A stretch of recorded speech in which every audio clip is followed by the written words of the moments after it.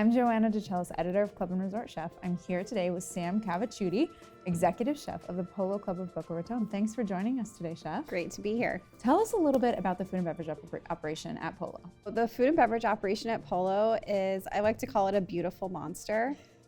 We have 5 kitchens. Well, technically we have 5 dining rooms and we have 7 kitchens because we also have a production and garde-manger kitchen and a pastry shop. So we have a lot of things going on all the time.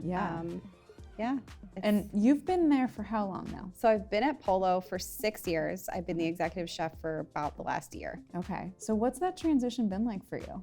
It's been a wild roller coaster for sure. A lot of things that you don't think about that other people just did, and then you're like, all of a sudden you're responsible for all this stuff. The team has been really supportive, and you know, I've worked with these guys for years before I came up with them, and they all kind of really respect me and I respect them as well. So I think it worked out really well. That's amazing.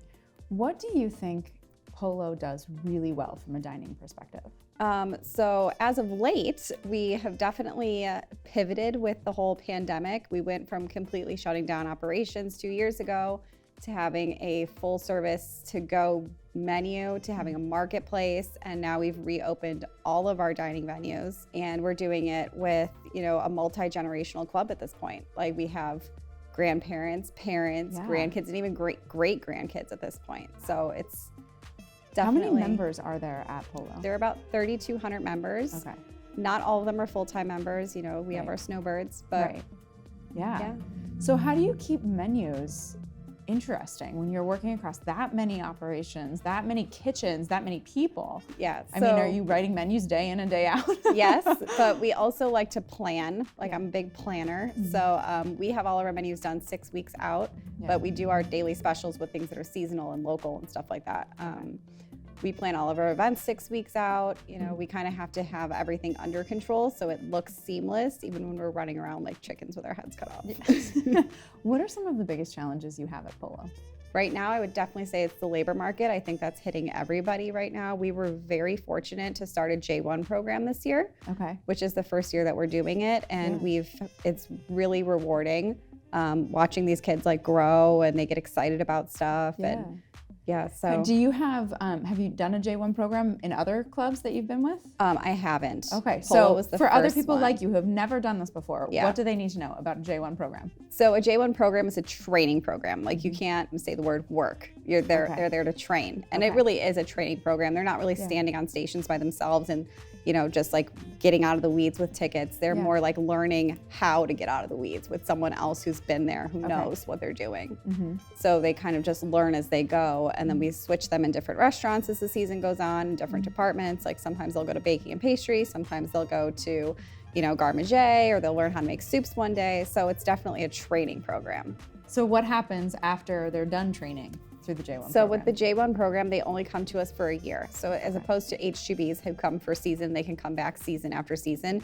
A J1 program is a full year, and then they can go back home and they take the skills that they learned with us back to their home countries. Nice. So how do you, do they fill in staffing gaps for you, or what's This year, they definitely filled in staffing gaps. We also have an H2B program, so they're kind of side by side, and a lot of our H2Bs are returners, so they come back to us season after season, and we kind of pair them with a J1, so they can kind of learn from them, learn like where the stuff is in the club, because we have a very big club. Sometimes people get lost. They're like, I'm by the cafeteria. Can someone come find me? But I'm holding my hand in the air.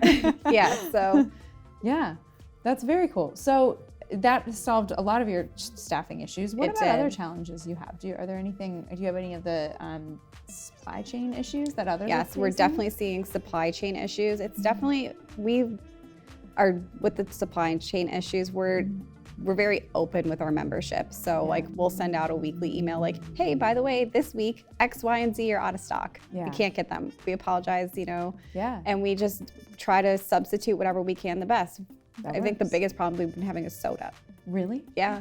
Like in cans. Like, you can get it in bibs, but you can't get it in cans. And it's very strange. Interesting, of all the things. So what's next for Polo?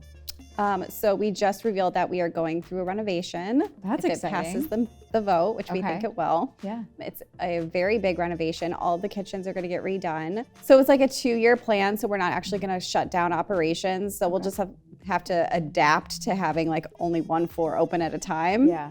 But Yeah. Have you ever done a kitchen renovation before? I have not. Are you excited? I'm very excited. Yeah. It's definitely fun picking out all the new stuff. You're like, okay, well, but does it fit though? Like, is this gonna fit through the door? But it's a lot of fun. What are you looking for as far as new equipment, or are you changing the layout or the flow of the space? So we have a lot of storage issues. So we're definitely expanding our storage capacity, and we're also enlarging our terrace to be like a pre-function space, which we don't really have right now. And then we're also increasing capacity in our main dining room. Oh, okay. So it's a big lot. remodel. Yeah. Well, we wish you the best of luck. Thank you. Let's link up afterwards so For we can make sure we cover that. Thank you so much for your time today. It's been wonderful catching up. For more interviews, check out our site, clubandresortchef.com.